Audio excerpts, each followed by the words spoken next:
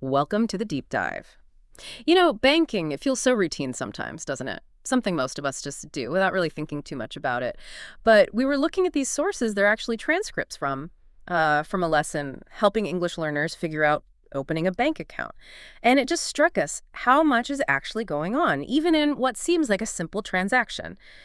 So our mission today, it isn't just about, defining banking words. We want to pull out the main ideas, the really essential vocabulary, and maybe even some, well, surprising cultural bits hidden just below the surface.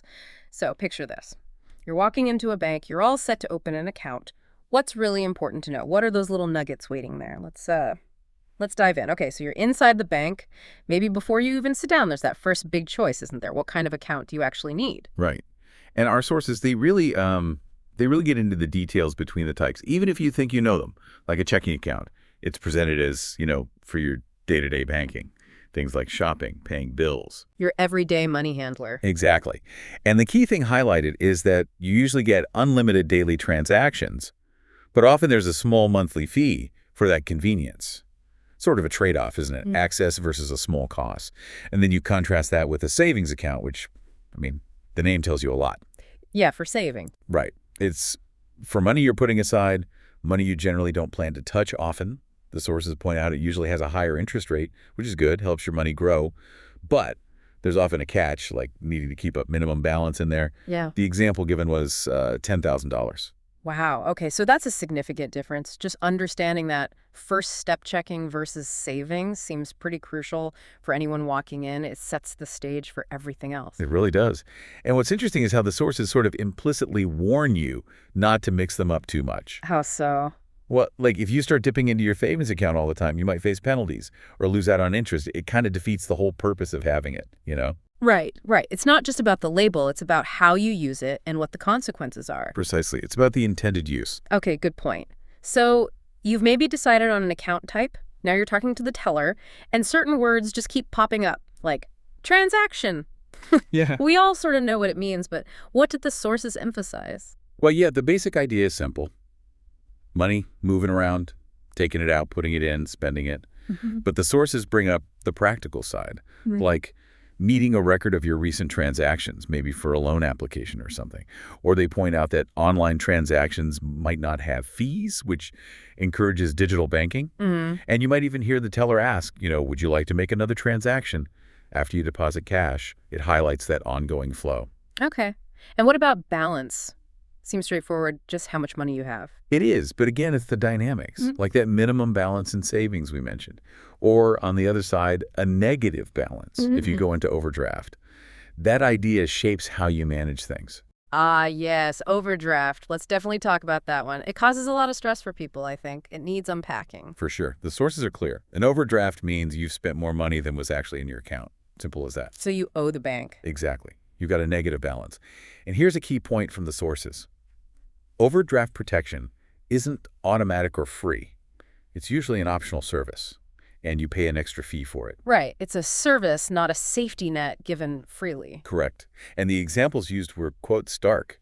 A bank might set a limit, say you can overdraft up to $5,000, but if you go over that, they might just stop transactions. And the fees. Yeah. Wow. One source mentioned someone racking up $1,500 in overdraft fees alone. That's how a small slip-up can become a really big problem. Yeah, that really drives home why you need to be careful.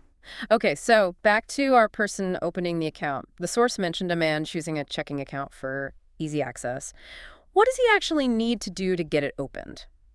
What are the steps? Well, the sources laid out the usual stuff. You've got paperwork to fill out, naturally. Always paperwork. Always. And you'll need to provide a key identifier. In the U.S., it's your Social Security number.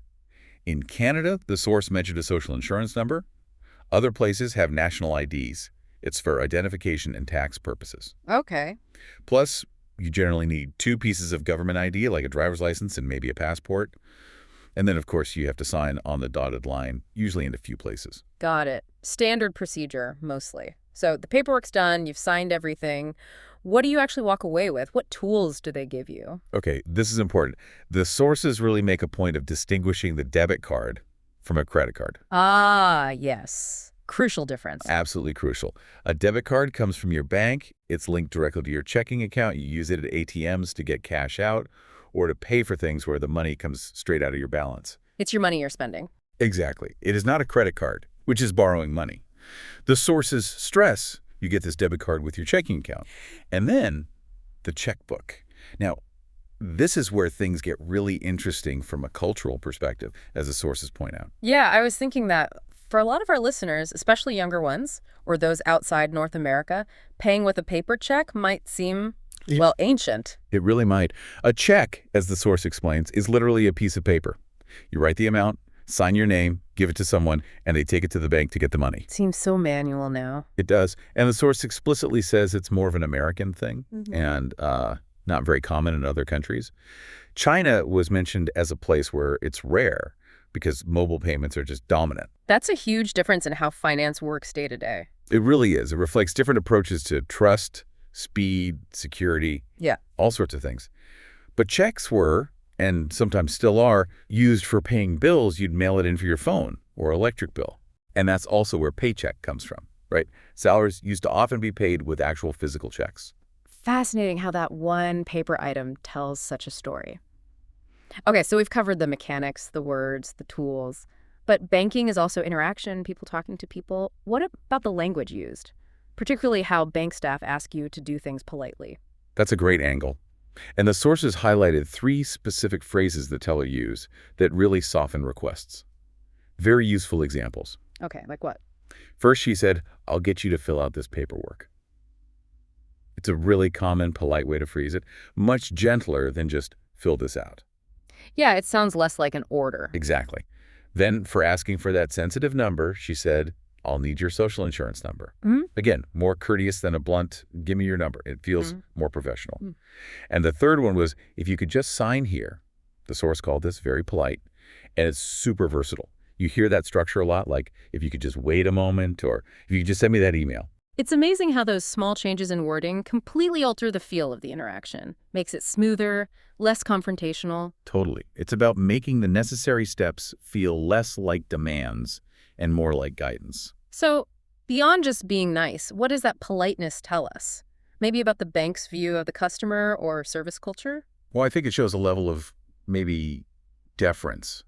Even though the bank has the procedures, they use language that respects the customer's role in the process. It builds a bit of trust, maybe. Yeah, I think so. It facilitates cooperation. It's not just about processing a transaction. It's about managing the relationship, even in that brief moment. It's a key part of service culture in many places, making necessary tasks feel collaborative. So we kick this off, imagining you walking into that bank. And now, wrapping up, it's clear just how much we can pull from that seemingly simple act. The core ideas, the key words, even these little cultural tells about checks or polite language, it really isn't just about moving money around. Absolutely. So here's something to think about. How do these specific terms we talked about, checking, savings, overdraft, and even those subtle, polite phrases, how do they reflect more than just finance? Think about what they might suggest about broader cultural values. Things like trust, how we view privacy, maybe even ideas about personal responsibility. These things shape our financial lives and maybe our wider lives too, often in ways we don't even consciously notice.